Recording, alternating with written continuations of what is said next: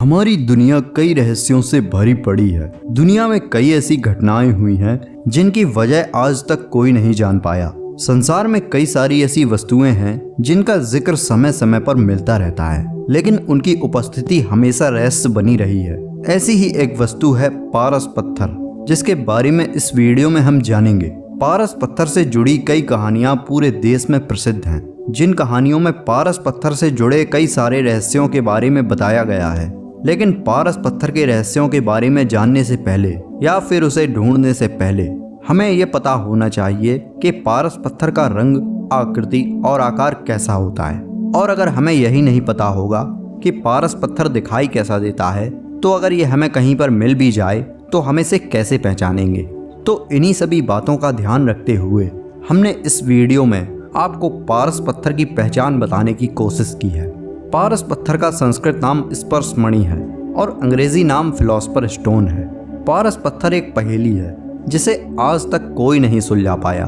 अगर किसी ने इसे सुलझाने की कोशिश की है तो वो इस दुनिया में नहीं है या फिर इस दुनिया से अनजान है।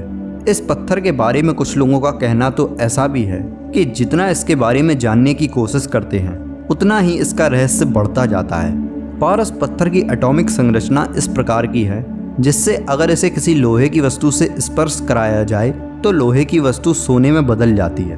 प्राचीन भारत में अनेक ऋषि मुनि हुए जिन्होंने रसायन विज्ञान में अनेक शोध और प्रयोग किए।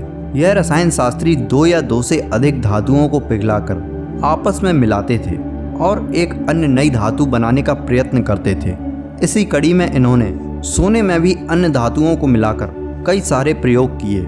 हिंदू धर्म के ग्रंथ महाभारत के किरदारों में से एक मुख्य किरदार अश्वत्थामा का था, जिन्हें हमेशा अमर रहने का वरदान मिला था। ऐसा माना जाता है कि अश्वत्थामा के पास एक ऐसी पारस मणि थी जिससे वह इतने ज़्यादा बलशाली और प्रभावशाली बने थे। ऐसा भी माना जाता है कि 13वीं शताब्दी के वैज्ञानिक और दार्शनिक अल्बर्ट मानू ने पारस पत्थर की खोज की थी। पारस पत्थर का एक रूप बहुमूल्य पारस पत्थर होता है। कुछ लोग इसे सफ़ेद चमकता हुआ बताते हैं और कुछ लोग इसका रंग काला बताते हैं, जिसमें से सुगंधित खुशबू आती है।